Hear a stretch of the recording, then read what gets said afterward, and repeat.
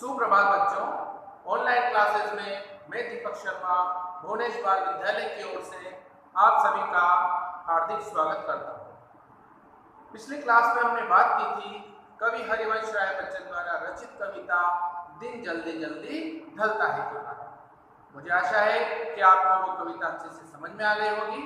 आज हम बात करने जा रहे हैं कवि कुंवर नारायण द्वारा रचित कविता के बहाने।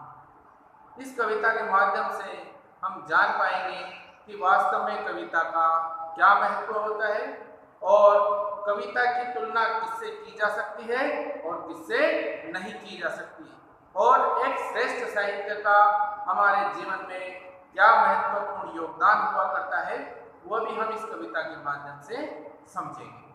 तो शुरुआत करें उससे पहले कुछ पंक्तियां कि कवि की अपनी सीमाएं हैं, कहता जितना कह पाता, कितना भी कह डाले लेकिन अन कहा अधिक रह जाता।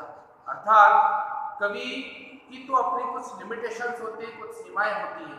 वह निश्चित शब्दों के निश्चित भावों के आधार पर कुछ बात कह सकता है, लेकिन कविता के लिए कहा जा सकता है कि उसमें एक अपार संभावनाएं देखी जा सकती है। तो कविता जो है लंबे समय तक लोगों को अपनी प्रेरणाओं से, अपने अच्छे भाव से हमेशा लाभान्वित करती है। इसी की बात हम यहाँ पर करने जा रहे हैं कुंवर नारायण की कविता के बहाने के माध्यम से। सबसे पहले हम बात करते हैं इसका जो मूल भाव प्रतिपाद्य है वो क्या इसमें कहा गया है।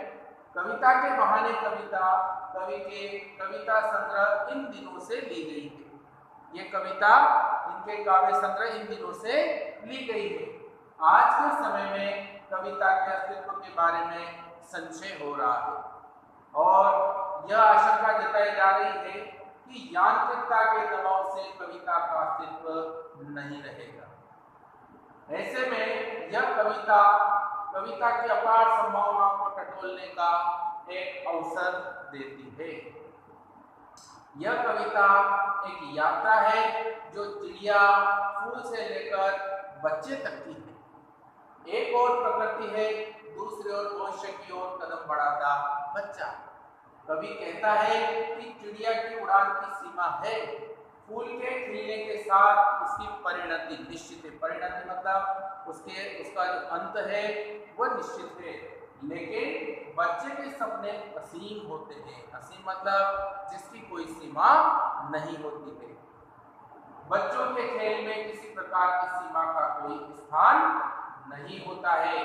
कविता भी शब्दों का खेल है और शब्दों के इस खेल में जड़, चेतन, अतीत, वर्तमान और भविष्य सभी उपकरण मात्र हैं। इसलिए जहां कहीं रचनात्मक ऊर्जा होगी वहां सीमाओं के बंधन खुद ब खुद टूट जाया करते हैं। वह सीमा चाहे घर की हो, भाषा की हो या समय की क्यों न हो, इन समय में किसी भी प्रकार का बंधन हमेशा बंधा नहीं रहता है। अब हम बात करते हैं इसके जो पद है यहाँ पर कविता के उसके बारे में। तो यहाँ पर कहा गया है पहले पद में कि कविता एक उड़ान है। कविता एक उड़ान है चिड़िया के बहाने। कविता एक उड़ान है चिड़िया के बहाने। कविता की उड़ान भला चिड़िया क्या जाने। कविता एक उड़ान है चिड़िया के बहाने। कविता की उड़ान भला चिड़िया क्या जाने। बाहर भीतर इस घर उस घर कविता के पंख लगा, उड़ने के माने चिड़िया क्या जाने। यहाँ पर चिड़िया की उड़ान से भी ज्यादा श्रेष्ठता की बात की जा रही है, तो वह है कविता के बारे में। कविता जो है वो अपनी कल्पना के पंखों से उस असीमित ऊंचाई तक उड़ जाती है जहाँ तक शायद चिड़िया भी अपने पंखों के द्वारा नहीं उड़ पाती।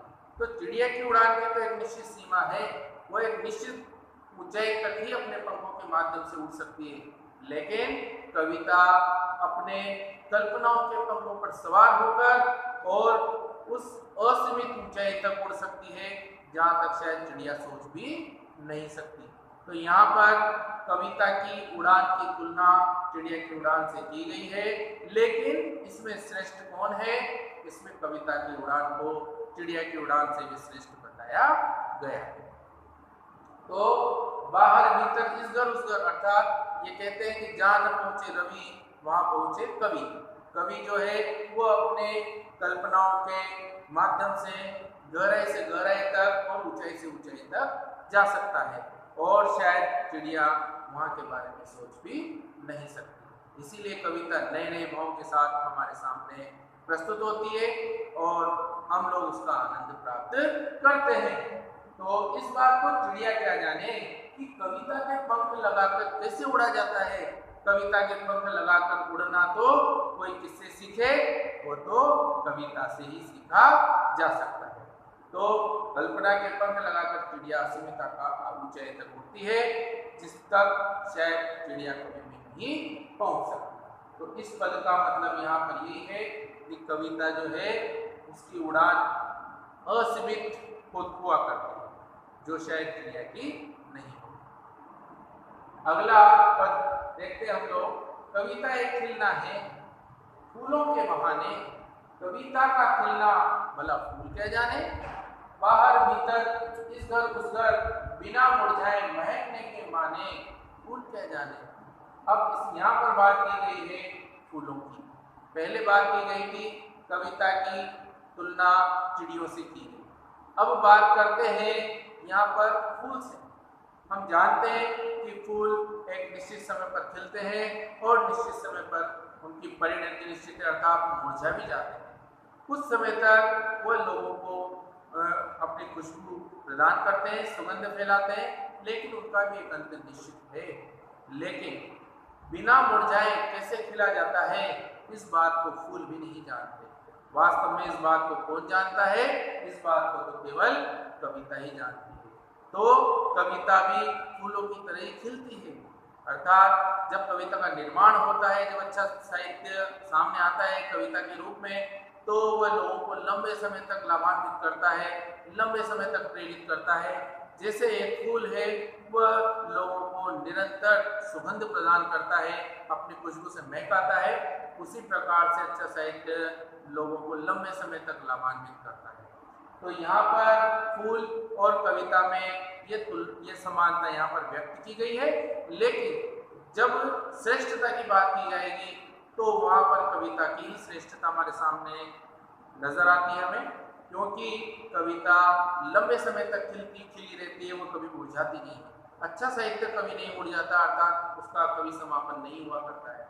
लेकिन फूल का तो एक निश्चित समय होता है, वह थोड़े समय के लिए खिलकर लोगों को अपनी सुंदरता से प्रसन्न कर सकता है, अपनी सुगंध से आनंदित कर सकता है, लेकिन जब उसके मुरझाने का समय आता है तो पूर्ण रूप से समाप्त हो जाता है। और ये यहाँ पर श्रेष्ठता की हम बात करेंगे तो वो कविता की श्रेष्ठता यहाँ हमें परिलक्षित होती है। तो बाहर भीतर इस घर उस घर, बिना मुरझाए महकने की माने, अर्थात बिना मुरझाए कैसे महका जाता है, इस बात को केवल कविता ही समझा सकती है। अर्थात फूल इस बात को नहीं जानता कि किस तरह बिना मुरझाए खिला जाता है। अगले हम बात करते हैं अगले पद की। कविता एक खेल है बच्चों के बहाने, बाहर भीतर यह घर वह घर, सब घर एक कर देने के माने, बच्चा ही जाने। अब यहाँ पर इससे पहले वाले दो पदों में बात की गई। पहले में चिड़िया की उड़ान से तुलना की गई कविता की, दूसरे पद में फूल की सुगंध से तुलना की गई, फूल के खिलने से तुलना की गई है कविता की। लेकिन अब बात की जा रही है कविता की तुलना खेल से, बच्चों के खेल से। तो खेल में बच्चों को जो आनंद प्राप्त होता है, वैसा ही का वैसा ही आनंद एक अच्छे साहित्य को पढ़कर प्राप्त होता है। तो यहाँ पर कविता की, यहाँ पर किसी की श्रेष्ठता को हम यहाँ पर दोनों हम बात नहीं कर सकते कि कौन ज्यादा श्रेष्ठ है, दोनों का अपना महत्व है। बच्चों को खेल में जो अतुलित आनंद प्राप्त होता है, वही एक अच्छा साहित्य पढ़ने के बाद वैसा का वैसा ही आनंद हमें प्राप्त होता है। तो कविता एक खेल है बच्चों के बहाने, बच्चों के खेल की तरह ही कविता भी एक खेल है। और बाहर भीतर यह गड़बड़ जिस प्रकार बच्चे खेल ही खेल में अपने पढ़ाई का सारा भेद त्याग देते हैं। वो ये नहीं जानते कि ये उसका घर है या मेरा घर है। उनके लिए सब प्रकार के बंधन टूट जाते हैं। किसी प्रकार की कोई सीमाएं बच्चों को नहीं बांध पाती है। वो खेल में केवल आनंद प्राप्ति करते हैं। उसी प्रकार से अच्छा साहित्य भी किसी प्रकार के बंधन में नहीं बंधा होता है। वह भी निरंतर लोगों को आत्मोन्नति के लिए प्रेरित करता है और निरंतर अच्छी शिक्षा प्रदान करता है। तो खेल से बच्चे जिस प्रकार आनंदित होते हैं, उसी प्रकार से अच्छे साहित्य से भी बच्चे सदैव आनंदित और प्रफुल्लित बने रहते हैं। तो यहाँ पर सब घर एक कर देने के माने सब घर एक कर देने का मतलब यही है कि जब किसी प्रकार की कोई सीमाएं नहीं रहती, किसी प्रकार का कोई बंधन नहीं रहता, वसुदेव कुटुंबकम वाली जो भावना होती है, उस प्रकार की भावना जो हमारे सामने आ जाए तो वह एक अतुलित आनंद होता है। क्योंकि बच्चे अपने और पराये में किसी तरह का भेद नहीं रखते। बच्चों का मन बिल्कुल निश्चल हुआ करता है। इसलिए यहाँ पर कविता का महत्व और बच्चों के खेल का महत्व दोनों का यहाँ पर दोनों की समानता की बात भी की गई है। जबकि ऊपर वाले दो पदों में हमने देखा कि वहाँ पर कविता को ही श्रेष्ठ माना गया, चाहे वह चिड़िया की उड़ान की बात करें, चाहे वो फूलों के खिलने की बात करें।